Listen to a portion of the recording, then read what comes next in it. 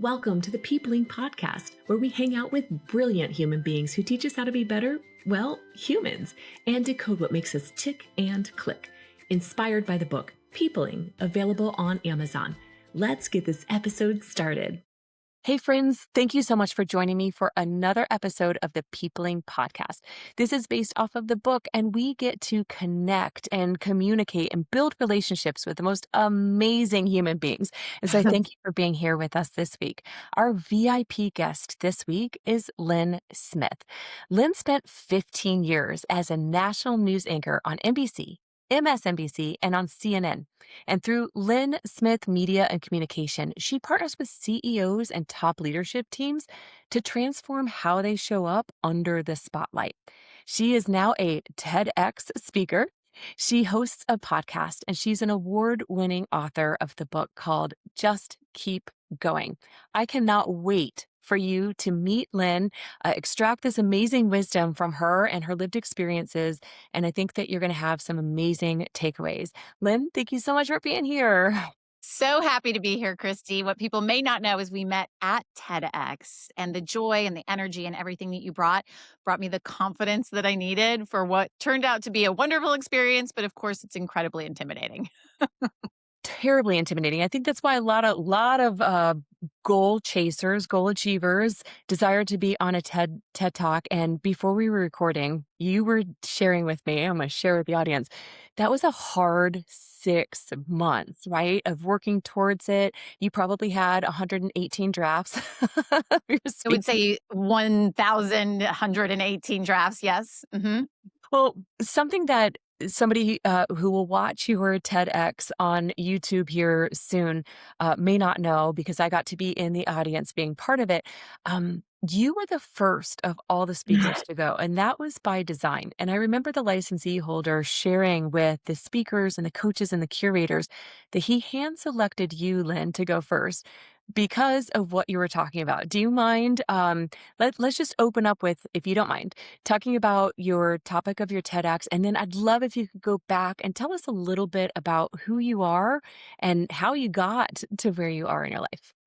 Well, when you say my bio, so to speak, I'm sure people listening and watching at home think, wow, she's got to be really polished and she must be really good at what she does. And the whole premise of my TEDx was, while I present as this very confident and competent and polished news anchor, what was behind the scenes of my life and my career was a crippling fear of public speaking.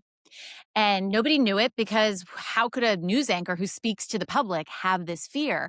But what people didn't understand is that when you're a news anchor, you're in the safety of this studio. You've got a camera in front of you. You don't have to see people's faces. And when I would go out there and put myself out there and all eyes are on me, I would see these people's faces, and all of a sudden, the inner critic, which was so pervasive that I came to dub it the brain bully, right? That voice in your head that's always telling you, you're not big enough to be up here and be a keynote speaker. You're an anchor. You read glass for a living, right? All of those phrases and narratives that we create in our head was the source of my fear of public speaking. And it basically prevented me from overcoming it because it was so pervasive all the time. And it ended with a keynote that had completely destroyed me. I was in front of all of these women. They were C-suite women. And the irony of this, and Kristi, you didn't get to hear this in the talk, but the irony is that the title of the keynote was Unleash Your Edge, How to Shine on Camera, on Paper, and in the Room. So I was there to teach people how to be amazing in the room, and I completely bombed. Your worst fear in speaking happened to me. My hands were shaking. My mouth was so dry, I couldn't talk. So I was standing there and everyone was looking at me like, what's happening? And I just had to say the only thing I could think of in the moment. And I could barely even get those words out. I was like, I'm sorry, I'm failing at this.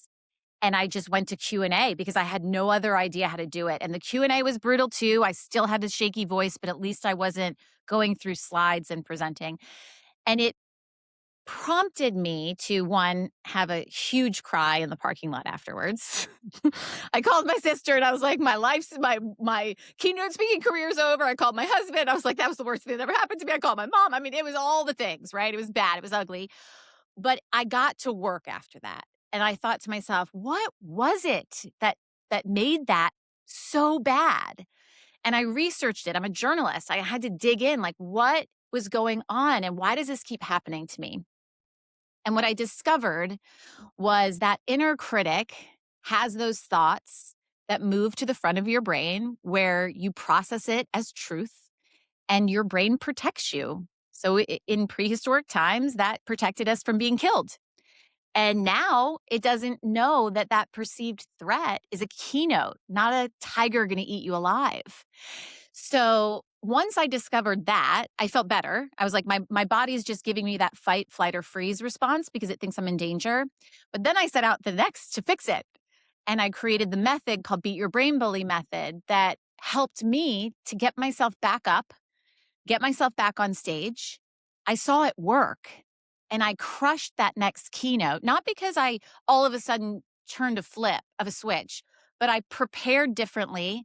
I created something I really understood and believed in. And then I beat that damn brain bully and got back on stage. And then I started training executives on it and I saw the transformation and the unlock. And I was like, this is it. This is the secret killer of your communication. It's not your stumbling. It's not your you're repeating yourself. It's your fear that's eating your words and it speaks before you do. And it allowed me to then create this training that, yes, reverse engineered my 15-year, decade-long in the anchor seat, where I honed concise communication, talking in sound bites, presenting confidently. But none of that could work until they beat that fear. So going back to the beginning, I started at NBC as a page, actually. So I graduated from college and I brought my resume to an alumni event at my school. And the gentleman that was there, his name was Rick Ludwin, and he was an NBC executive for late night. And he's the executive that's credited with greenlighting Seinfeld. When it was a pilot, it was called Seinfeld Chronicles. And everyone at NBC thought that it was not great, that Jerry wasn't a strong lead, that it was a show about nothing. And it's like, that's the whole point. It's a show about nothing. And Rick saw that. And so he took his late night budget and he funded and greenlit Seinfeld. And so he was from my college, Miami of Ohio. He came to speak and I had my resume and I was an NBC family. My parents watched Brokaw every night. I grew up in college on Friends. Seinfeld was our favorite TV show as a family. And I handed in my resume, which was just internships. And I said, my dream has always been to work at NBC.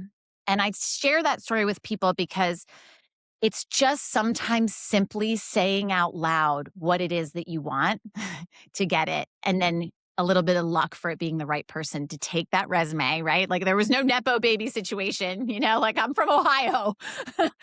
And he took that resume and handed it to the right person. And I got the PAGE program, which is actually harder to get into than like Harvard and the Navy SEAL program. And like there's a 14% acceptance rate, but it transformed my life from one question and one, it's always been my dream. And so I now prompt people like, be a Rick Ludwin. How can you be a Rick Ludwin in your life where you're just opening a door for somebody for no reason? You don't get anything in return. It's a college kid. Like what did he have in it? But it led me to my career in television because while I was a page, I started on September 10th, 2001. So the next day, the whole world shut down. What I was supposed to be doing as a page, which was doing studio tours and everything, went away and we all thought the world was over. And I went and I would walk up to executives and I'd say, how can I help? I'm here. How can I help? And so they put me on the desk of an executive at NBC Entertainment that was in the current development department. So I started on the entertainment side, which a lot of people don't know about, but I started like reading scripts. One of them was The Office, and that was in pilot. And fun fact, NBC executives did not want to greenlight The Office because they didn't understand that office environment. And we'd all been in internships in these types of corporations. And we're like, guys, this is what corporate America is like, but on steroids and fictionalized in this funny way. And then Law and Order episodes, I used to cut out stories in the New York Post that could potentially become episodes of Law and Order. I mean, it was so amazing. I went to the Friends finale. I mean, it was the life that it was just so cool. It was really, really cool. But I ended up at the assistant desk of the president of NBC, whose assistant went on maternity leave. And he's like, do you want to come to New York from LA? And, I said, I always wanted to be in the news business. And so I followed him to New York, and he opened the door at the Today Show, where I became a producer to start, an associate producer. And that led to me becoming a producer and an online correspondent for them. And the EP said to me, he was like, have you ever thought about being on camera?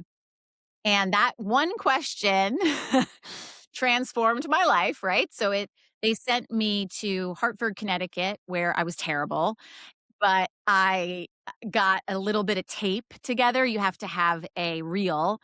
And they sent me then to Philadelphia, where they should never have hired me because, as the news director in Hartford aptly reminded me, he said, you'll never make it in TV. And he was he had good reason to believe that. Like, I was terrible on TV. So what he saw mirrored what he believed would protect me. But the way I internalized that was, I'm not good enough. I'm not going to ever make it. And that is the earliest signs of the brain bully. Sometimes it's in your head. Other times it's in front of your face. And the question is, do you listen? So I chose not to listen. Ended up in Philadelphia, where they were insane and hired me. And I had lots of bad live shots that, thank goodness, YouTube wasn't really around much. I couldn't go viral. If there were the means, I would have gone viral. And then I ended up back in New York, and it laid the groundwork for my first national job at Early Today, and then at MSNBC, and then finally at CNN Headline News. And while that presents as a really polished picture, along the way, I was reminded time and time again of what I was not great at, right? I had a reporter and photographer tell me, Lynn, you have all the ingredients to bake a great cake. You just don't know how to put them together. So I spent those 15 years crafting the recipe and tweaking this and that and this and that. And now, as I entered into entrepreneurship and started this company, my goal is to share that recipe with every person I could possibly share, so that they can become the best version of themselves through magnetic communication and human presence and energy. Because what is going to make us impossible to be replaced in the age of AI? Our energy. You cannot create or destroy energy. So it can never be automated. It can never be replicated. Therefore, how are we using it, and how are we investing in it, and how are we leading with it? And that's my real mission now when I work with executives. I'm going to turn you into a magnetic communicator with human presence that is charisma contagion. Like, people are not going to be able to replace you or ignore you because of that. And we see the transformation over and over again.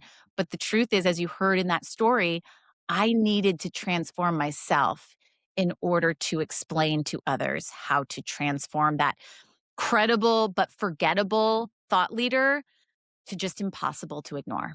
Before we dive any deeper into this conversation, I want to take a quick moment to share a tool that has significantly improved my life, and that's called Growth Day. It's like having world-class mentors right in your pocket. There are daily challenges that help grow your confidence, your inspiration, and your drive. Check out the show notes for your link to a free trial, and don't let another moment pass you by without checking out Growth Day. You have an extraordinary story. I love it. Thank But you. the theme that I heard woven through everything you just said was resilience.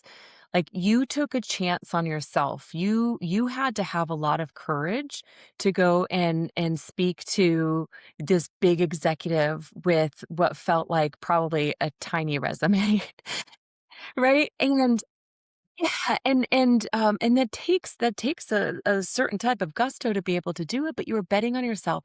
But Lynn, what I love most, what I heard more than anything, it was just screaming at me, is that even though you had these voices uh, coming to you saying you haven't figured it out, like you've got it, but you haven't figured it out, or you will never. I can't stand it when people say never, or even always, like, but you will never make it. Dot dot dot. We've all heard that from somebody. You'll never fill in the blank. And then a lot of times, unfortunately, we live into those words and your resilience wouldn't let you. I love how stubborn. I know it. My husband doesn't love it, but I love it. Like, "You're You're like, so watch me, stubborn." watch me. I haven't figured it out yet. And I love this. And my favorite part about who you are is that you turned your battles and your stories, your losses and failures and your wins into something that you said, I'm going to teach this to others, right? Like charisma is one of those things that's fairly difficult to define because your charisma could be a little different from my charisma, but it's this combination of warmth and competence and presence. I can't own that. I read that in a book called Cues. It's an amazing Yes, uh, Vanessa Van Edwards. oh, I love that book. Mhm, I read brilliant. I devoured it in a weekend. I couldn't put it down, but, um, the nonverbal and you said what your body's not saying, or what your words aren't saying, but your body is saying about you. And to be able to say, "You know what? This is the people that need it the most," because what are our leaders? It's trickle down, right? So if they're leading out of, insecurity, out of fear, out of previous loss, instead of finding another way to lead, that all it just pours onto us Yep. in a very yucky way as opposed to an empowering and beautiful way. Thank you so much for that extraordinary. I didn't know all these things about you, and I'm just over here going, "Oh my gosh." The stuff that you must have got to be part of and experience firsthand, like sitting in the finale of Friends, are you kidding me? I feel so much envy right now, and I'm trying not to. It was so crazy because I spent my college years, like, literally on Friends watching it, and just to sit there, a girl from Ohio, right? Like, talk about imposter syndrome. I did not belong in that environment, and that doesn't mean that you don't deserve a seat at that table, and that's the reminder I wanna share with people because over and over again, I hear this, "But I don't think I belong." And I'm like, great, welcome to the club. You're not alone. You are the umpteenth hundred executive that has just told me that, and guess what? The one in the last hour was a leader of a $4 billion company, and he's not sure about that either. That's because we're wired this way. It is unless you're a narcissist or a sociopath. Those are wired differently. Their brains are like, "I belong at this table." And that's great. But when you start realizing that it's protection, not sabotage, that's when you change who has control of what happens next. And Kristi, I love that you picked up on the resilience piece. So, where does that come from? So my father came to this country when he was 5. My grandparents fled Ukraine in 44. My father was born on the way. They fled in a horse-drawn carriage that my grandfather hid a horse between 2 buildings in their village because of anticipation that they would be invaded one day. And that day came. They fled in the dark of night with whatever they could put on that wagon. My, my grandmother pregnant with a 5-year-old, my father born in what was Czechoslovakia. Imagine having a newborn with your husband who had to work in whatever farm that they could sleep in order to get food and shelter for that time. They finally made it to Germany where they were just in and out of bomb shelters and men were not allowed in. And so imagine what it must have been like to be a new mom, have a newborn with a 5-year-old that you are worried about feeding, and you don't know if the husband who is going to make sure they get fed because he's the only one that can work is going to be alive when you walk out of that bomb shelter. And then they finally got to the United States. My father obviously struggled with English, not speaking the language, but he was very good at building things from a very young age. And he got to his senior year in high school and he was told by his guidance counselor, you're not smart enough to go to college. You should become a carpenter like your father. And it was the first story in my life that I didn't know at the time, but was the external brain bully. And it was an imprint in me. My grandparents' story was an imprint in me early on in my life of like, you were not supposed to be here so many times. So if you're here, you better do something pretty damn important with it. You better help. You better do something because you weren't supposed to be here. And so when my father was told that, he didn't listen. And he went on to get his doctorate and master's at Cornell. First in his family to go to school on a scholarship, obviously. They have very little money. He went to Pratt undergrad and then got the attention of Cornell and scholarship as well. Then he got his master's at MIT, became an incredibly successful engineer, was eventually the assistant secretary of the Department of Energy under the Obama administration. His name is Jim Markowski. You can Google him. You've never heard of him before, but his story will stick with you, and here's why. Because when he made it to the upper echelon of his company, which was American Electric Power, he was offered the CEO role, and he turned it down because of his fear of public speaking. And my sister had the same public speaking issue. I have it. I think there's a little bit of a hereditary piece to this. Because it was so, I mean, now he laughs like, I can't believe you keynote speak for a living, because he knew how much she struggled with it. But I made it just something in my gut that said, I will not let another executive turn down a role because of that inner critic, because of that fear. And he regrets it to this day. He's 81 years old, and he still says one of his greatest regrets is turning that job down because of what he could have done in that role. And so if you're listening or watching this and you're thinking like, what is it that I'm not doing right now because I was told that I'm this, either internally or externally, think about the version of the assistant secretary of the Department of Energy that you can become because you didn't listen. Hard stop. That's what I like to say, hard stop, like just land the plane. But it's true. I want people to think about that. What's that version of it for you? And then I bet you're going to do it. I bet you're going to stop being held in mind jail. Yes. Yeah, mind jail. I love that. So many people, including myself, this is a lifelong struggle, or should we call it a lifelong journey, right? I learned more lessons from my failures than my successes, and I've heard a lot of that from your stories here as well. But fear is crippling, right? And so I'm imagining all of the CEOs and C-suite leaders that you get to pour into, and you coach and you lead and you train up. There's got to be a pattern. So I bet for most people, there's nothing like, I bet everybody goes, I'm the only one in the world, right? That fill in the blank, that is scared of this, or for your example, is terrified of public speaking. You're not the only person in the entire world, right? But I bet that fear makes people feel so isolated. And I've heard that being a leader of an organization is probably the most isolating job out there, because you can't really integrate the way that other people below you can with their peers. You don't have peers. You're the leader of them. You're not a peer. So could you share with us maybe one or two patterns that you've experienced that is probably fear related, so that we can have some of our own ahas and breakthroughs? Because if they are experiencing that, I don't feel so alone in that. Totally. And the key to what you're pointing out is it's lonely at the top. And the reason that I was gravitating towards CEOs beyond just my father's initial rejection of the concept was that when they're there, they can't say, guys, I'm afraid I'm going to say the wrong thing and the stock price is going to go down. Or I've built 4 multi-billion-dollar companies. What if this one's the one that fails? They can't say that internally. That will panic their people. That is the flight attendant freaking out in turbulence. So what I bring is that third-party protective bubble that they know they can say anything and it goes nowhere. So I take that very, very seriously. It's a trust that I try and build through a very intentional series of questions that I ask in our first session. And after I've built that trust, I ask the bombshell question, which is, okay, so what are you afraid of? Super simple.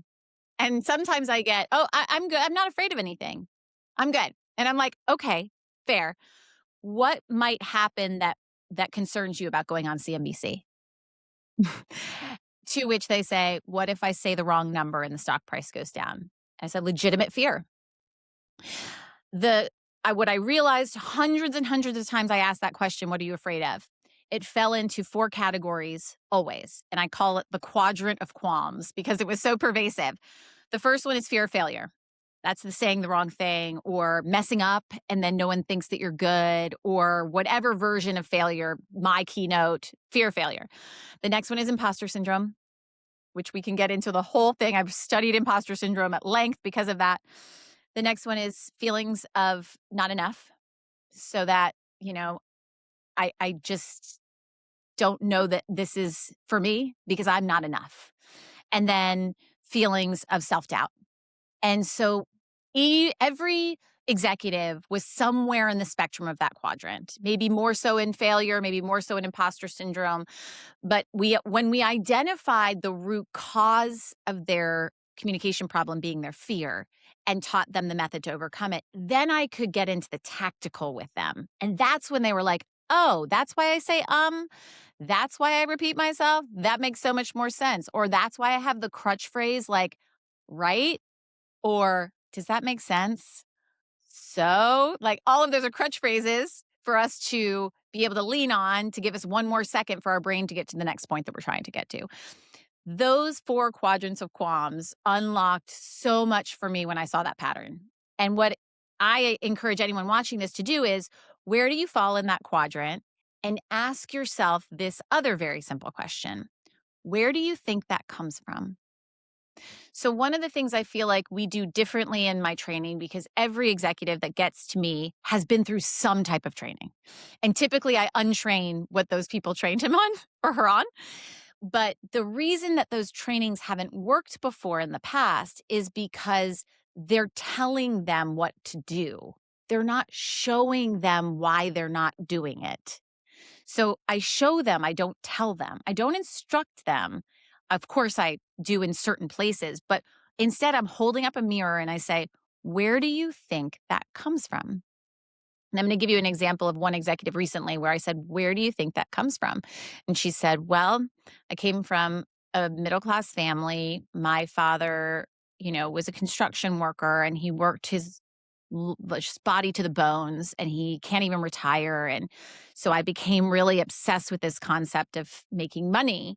And so I went into finance and ended up with all of these Wharton graduates that summered in the Hamptons. And I'm a blue collar person at heart. And so there was the imposter syndrome. There was the root of the imposter syndrome. So, but I didn't tell her that. She discovered that from that simple question, where does that come from? And then it's another simple question, which is, when has that been an asset instead of a liability? And then what comes out is so much good stuff. Like, well, I'm not classically trained in this, so I see things that they don't. And I look at money in a completely different way where it's not abundance, where it's actually like, I know how to find it because I needed to find it. And like all these things. And then I just let them go and go and go. And then they stop and I say, sounds like that's a pretty awesome fear. And all of a sudden, it's just this light bulb that goes off for them that like everything that was keeping me in this mind jail, every unspoken thought that has been going on in my mind is all kind of a big lie. Like when you dig deep. Now, there are legitimate fears, but there's also the reality that success is the ability to metabolize fear when it's safe. So I say this a lot with the kids when I do my readings of my children's book, which I can get into where that came from, but it's all about facing your fears and just keep going and put one foot in front of the other. And I say, if it's safe, because we don't want them jumping off a roof, but we want them to raise their hand in class and speak up. So for an executive, I don't want them to make the decision that's reckless, that would bankrupt the company, but I want them to take the calculated risk that makes sense because you've pressure tested it and you can metabolize the fear that's attached to it. So that's a really important asterisk, like when it's safe. Golly, there's so much in there. I don't even know if I can. Like I love to kind of reiterate what you say so I know that I've got it. But you have so many incredible takeaways. But what I envision here is like you just took it and just dumped it on its head. Helped us to see what we thought, the story that we attached to the fact, right? She was blue collar as she was raised, but she made that mean something very different. And now she shows up in this world where she's like, I don't belong in this room. And you're saying, no, you absolutely belong in this room because you bring a perspective and a voice of wisdom that these other people through, studies can't get. You have a learned experience, like lived experience, and it's so very different.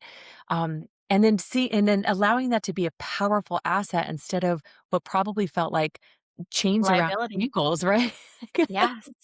And nobody can find out or else I'll be found out. That's imposter syndrome. Oh, but you're turning it to make it a powerful place for the people that you coach, and that's just such an extraordinary position to now put them into because they're using what they felt was maybe a weakness as now a superpower. This is my uniqueness. This is my story. This is who I am, and because of that, like get out of my way, hear me roar. That is extraordinary, Lynn. I love your approach, and I love that came from what you lived. I can't even stand your story and how there were so many times where it shouldn't have happened. It shouldn't have happened. And I love that that's where your resilience came from. All right, you teased us a little bit. I want to hear about how did you wind up writing a children's book? Being this background that you've shared with us. Yeah, let me say what the external brain bully said about that. Like, you can't write a children's book before nonfiction. You won't be a credible author, or that's so juvenile. That's not polished. That's not this. To that, I say, noise, noise. There has to be the right purpose behind what it is that you're doing. And here's what the purpose is behind Just Keep Going. I saw this pervasive pattern in the C-suite in the boardroom at the highest levels of executive communication and said, if this is happening in the boardroom, it has to be rooted in what's happening in the classroom. It's a figurative classroom when we're young. And it came from that unlock of usually a version of where do you think that came from was a childhood communication shrapnel is what I call it. The shrapnel that comes from getting laughed at in class. Kristi, as you heard, when I was 9 years old, I called the state of Louisiana, Los Angeles, because I thought LA stood for Los Angeles. Everybody laughed at me. That's communication shrapnel. So then every time I spoke up, I understood there's a risk associated with that. It could be dangerous. And so that communication shrapnel that happens at a young age, when you can think about that and when you can identify that, how about giving them the tools to do something about it? So there's a mouse that encounters friends along the way when he's scared and has big feelings. And the friend will give him, have you tried jumping up and down? And this comes from the physical techniques that I use with executives. We do a HAM method that's hand, arms, mindset. Have you tried putting one foot in front of the other? Have you tried taking deep breaths? And this is all throughout the vignette of him going through the forest. And then have you tried visualizing and picturing what you want? Because that's a big piece of my work with executives, of visualization and energy work and all of this. And he finally gets to his house where he wants to go, but it's the end of the day and he can't clear his mind, right? We know that noise that just lives in with our brain bully. And I end the book with an exercise that I did with my kids to help. I have big feeling kids, especially my oldest. And we did take a deep breath in and a deep breath out and a deep breath in and a deep breath out. And it's like that cadence. I got this from a parenting expert that I was like, brilliant, done. That's the end of the book. And so what it's teaching children is when it's safe, if you just keep going, you'll get to where you want to be, that your fear is not your enemy, that being brave and courageous, which is the resilience piece of this, will get you to where you want to go. So imagine if we go from what we do now with children, get perfect grades, get first place, be the best. Is it any wonder we're perfectionists in the boardroom, right? Which perfectionism is the only thing you can guarantee failure in because it's impossible. But if we could do that at a young age, imagine these irreplaceable leaders that would be raised where they're saying, I know I can do this, even if my worst case scenario happens. My Lynn Smith's bombed keynote happens. It might birth my method. It might be my TEDx intro, rather than it's the end of the world. And our ability to get there based on the metabolism of our fears is going to be what makes us successful ultimately. You know that as a grown up. Well, imagine if you knew that at 7. That was my goal with this book. I And think you nailed it. well, here's what it gave me. Just in the past 2 weeks, I had one friend that said his niece refused to read any book, and the only book she'll read is this book. And I think that the key is of how it calms you. There's something about the anxiety. I know this with a 7-year-old. He's embarrassed that he's not at a good reading level. And so we have him read to our family dog because that's something I got a tip from a teacher. And so he'll go in his own room and nobody else is around and he just reads to Captain. Well, this book is like that protective bubble of a circle that there's no judgment. You're not alone. Everybody's afraid. You just keep putting one foot in front of the other. And that comment, another friend that said, like, he won't calm down until he reads this book at night. Like, those comments are like, this is why I wrote this book. And who cares if somebody says you're not going to be taken seriously as a nonfiction author because you wrote a children's book. Okay, don't take me seriously then. Like, we good. Like, I don't care. I just want kids to know this because I wish I knew it at 7 and not 47. Yeah. That'd be real nice. Golly, I feel like even like through school and probably in my 20s, I would have been unstoppable, I agree. if that were the foundation. And our parents mean well, right? They give us the best of what they've got, but most of what we're taught is more caught than taught, and it's sometimes it's what's not said. Sometimes it's those lived experiences, and just think about your grandparents, just one generation removed. What they've been through, whether they knew it or not, they were teaching certain things to your dad who taught you certain things, and so. You could have the most meaningful or best meaning parents. My dad was born in 1935, so he was on the heels of the Depression, and they were raised very, very poor, he and his family, and he didn't intend it, but we had scarcity mindset from as far back as I can remember. And it wasn't until I started working with people making their largest financial decisions with and financing a home that I started realizing my own insecurities and incorrect perspectives of seeing money, so best laid plans. And that's it. Kristi, you nailed it. Like, your communication shrapnel or your childhood shrapnel is what shaped this beautiful gift that you now give to other people. And each and every one of you watching has some version of that, whether it's, your father that was born in 1935 or my father that came as an immigrant or whatever it is, you have a version of that. You just haven't taken the time to excavate it. And we call our process like the excavation in that first session, because you need to excavate what makes you unique. What is your edge? What's your perceived weakness, which is what you think holds you back? And then what are your fears? That's actually what's holding you back. And so it's like, do the deep dive and excavation of the version of your story that only you have. That's your zero competition angle. Like, you have no competition in that. Just like, Kristi, your story right there, no one else has that story. No one. And that's your version to tell on a stage or on this podcast and whatever it is, and just spread that like wildfire. I love that. Thank you. So you've given us some really important questions. I'll make sure it's all in the show notes of what to ask of ourselves. So which of the 4 do we fall in? Some really simple but very profound questions. Once we discover which one of the 4 we're in, and then what do we do with this newfound information? So I'm discovering things about myself because I'm doing this work through your simple but very powerful questions. Now what? So Now it's, what do you want to do that would make you unstoppable? You use that word unstoppable. I just did a presentation earlier today, and I have people open up the notes section of their phone, and I say, title it Unstoppable You.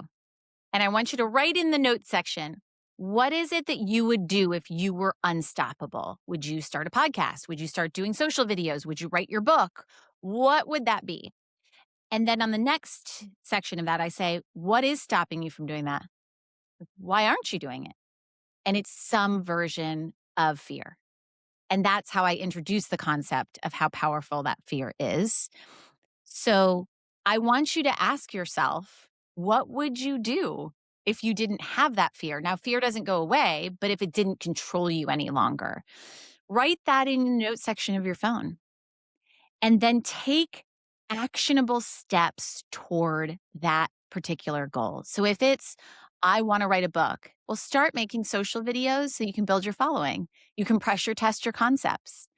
Then it's, okay, that video went viral. That's got to be the idea that's separating me from anyone. I'm going to apply for my TEDx.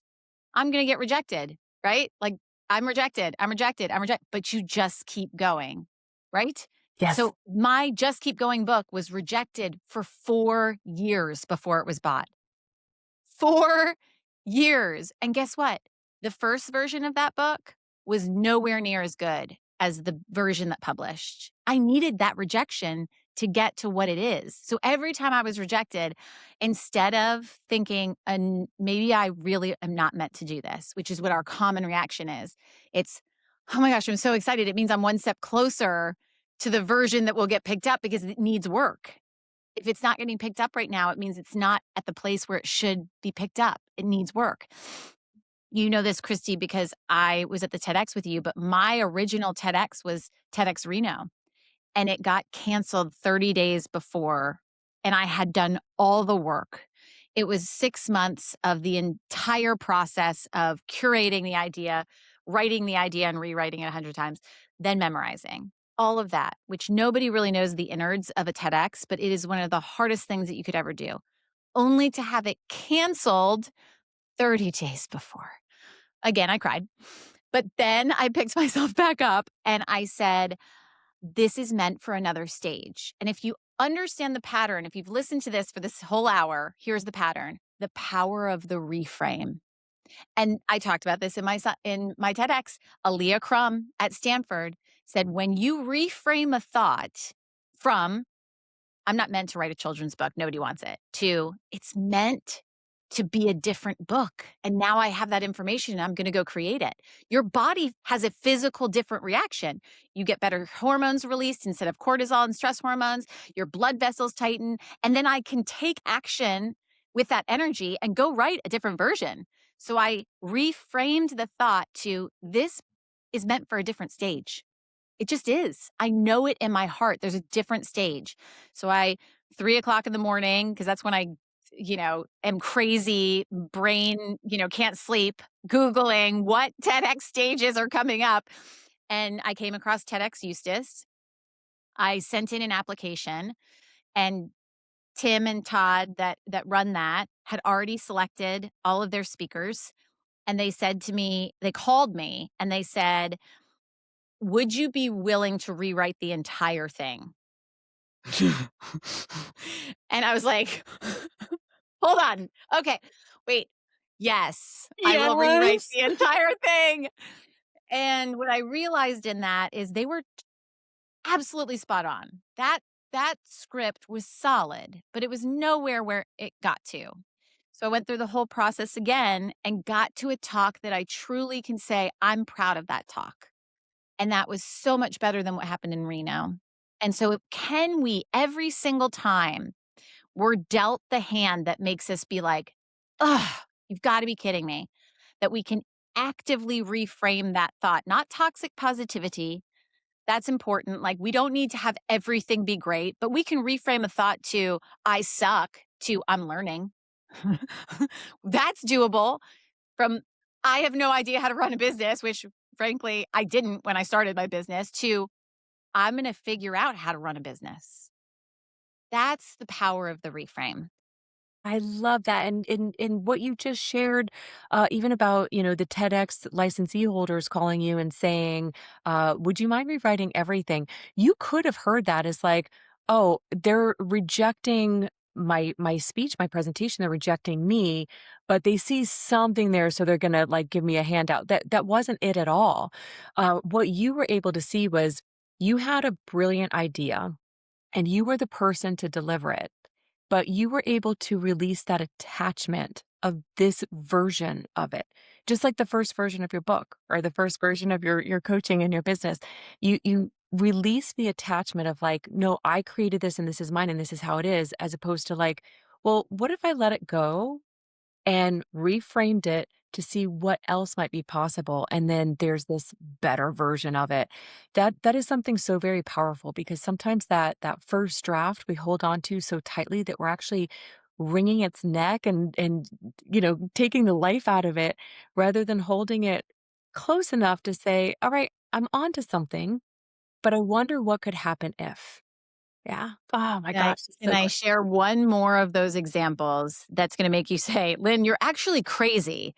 You're not you're not, as great as Kristi's saying, you're just downright crazy." Get out of here. So, I wrote a manuscript for my nonfiction about the brain bully for the last 2 years, and I worked with various editors, and we got to the stage where we were on the final edit, and the editor came back to me and said, "Lynn, I hate to break it to you, but this is really 2 books. Like, you named this book The Magnetic Method, but this is really about beating your brain bully. So I recommend you split it and you write the book Beat Your Brain Bully." So I was like, "Well, this sucks, but okay." So I get the manuscript back of Beat Your Brain Bully, and I started to read it, and I was like, "This is reading like ChatGPT ate Claude and crapped out Grok. Like, this is garbage. This is garbage." The AI I super team here to wreck what you wrote. Oh my gosh, I was so just I kept trying to sit down and be like, "Lynn, work on this. Lynn, work on this." And I was like repelled by it. It was the opposite of magnetism, which is what I teach. So one morning I woke up and I didn't tell anyone. I just posted about this on Instagram. I didn't tell anyone that I had made the decision that I am going to completely throw away the entire manuscript. 2 years of work gone in the trash. No one needs an entire book on the brain bully. It's one chapter now. It's one chapter on the Beat Your Brain Bully method. But I sat down and listened to my gut. And within the last week, if you could see my wall over here, you see it on Instagram. It's just covered with Post it notes. I developed the new book, which is called Impossible to Replace. And it is how to go from credible but forgettable to irreplaceable in the age of AI. And the entire outline just fell onto the page like a magnet, just like shot through the universe and was like, "Lynn, this is exactly what you were meant to do." And therefore, while that was another example of like, oh my gosh, this is so much work. If you want to create something that you're proud of, you have to be willing to put in not just the incredible amount of hard work, but face the hard truth when the universe is telling you, this isn't the idea, this isn't the stage, this isn't the publisher, this isn't the manuscript. You've got to keep going and figure out the one that is. And you have to have that tolerance. And that's why the greatest indicator of success is your ability to metabolize fear. If you can metabolize fear, then you are going to be so far ahead of the competition and you'll be irreplaceable. Yeah. Oh my Because you'll God. be able to articulate your value. Extraordinary. I can't wait to read that book. When do you think you're it sounds like it's pouring out of you, but there's Pouring a out of me. tremendous amount of going back and scraping, as they call it, when you write. So when do you think you're going to gift the world with it? That's coming out in the first quarter of 2027. I'm putting it out there. I will meet that deadline. I am determined, and whatever it takes to get there. First quarter, it won't be maybe January, but it'll be first quarter 2027. I'll be the first to send you one in the mail. I would be Awesome. so happy to. Awesome. I'm so excited for that. Wow. I can hear and feel the excitement of what you're now putting together after 2 years worth of work. It's just, it's extraordinary how letting it go, let it Yes. happen. Yes, that's exactly it. Letting it go, let it happen. I'm gonna write that on a freaking Post-it Write it. on my computer as I'm redoing all of this for the reminder of, like, you have to There let something go in order for something to really happen. Yeah, That was I beautiful. love that. All right, my friend, I want you to leave us with something actionable because this is how we change ourselves and this is how we change our sphere and who we are in the world. And it's called the Be the Change Challenge. Mhm. So part of the Peopling book, we've got a Be the Change. And so we want to be the change that we want to see in the world. So what's one thing that we can put into action this week that only you could share with us from all of the amazing goodness that you've given us? But what's one action step that we can take to be the change? So this week, I want you to sit in a quiet place and I want you to close your eyes and I want you to picture what your life looks like if what you wrote in that note section never happens. If you wrote, I want to start doing social videos, I want you to picture what your life looks like picture the stuckness, picture the frustration, picture the anger that you didn't do the thing that you know that you could do to become unstoppable. Like, really get granular with it. And then, and then I want you to understand the fact that courage is a super easy choice when you consider the alternative. When you consider the place that you'll be 5 years from now, not creating the videos you were meant to create, not creating the book, not writing the manuscript, not going on the stage, not starting the podcast, courage will be so much easier of a choice. So much easier of a choice. That is extraordinary. Every single thing that you've shared with us has just been magnificent. You are a gift. You are too. I I felt that just, from the moment I met you. It was oh, like Lynn, this thank you. energy that I would always look for Kristi's face in the audience because she had this beautiful smile that just made you feel like, okay, I'm not screwing up. And then you would come to us after rehearsal and you would give us really constructive feedback. And that's really key. I talk about this in the book, the difference between feedback and criticism. And feedback can set you into the next level, criticism can send you into the spiral. And you do that very beautifully, and it's an art. So thank you for that because I needed Well, it. thank you for saying that. Some of the most important pivots I've made in my life is because somebody was generous with their thoughts in a very kind and respectful manner, you know? And sometimes we can't see a blind spot or a weak spot or something that could be delivered a little bit more powerfully if fill in the blank. And to be that person to say, hey, I believe in you and I see this. And if you could try it on, see if it feels good. And in your words, safe, right? See if it feels safe and if it feels right. And if so, man, we got to watch each speech get elevated with every tiny little tweak, and I think that's what this is all about, right? Really Your is. first draft is not your last draft. Don't hold on tight. Be okay with throwing it away. Or just Literally. making a whole lot of revisions, but surround yourself with the people who have your back. Don't worry about the haters that are going to say something to maybe make themselves feel a little bit better. There's always going to be somebody that is so unhappy in their life that they don't have anything nice to say to anybody. But then there's going to be that one person that hears your speech, your book, your social post, and is changed and improved because of it. So Mm, focus on that. And that's who you are and that's what you do. And I thank you so much, Lynn. I appreciate you. thank you for having me. I know our audience is just going to be really transformed because of this. And I thank you for your gift of your valuable time. And I know you're going to want to connect with Lynn. So I've got all of her contact information in the show notes. Check her out.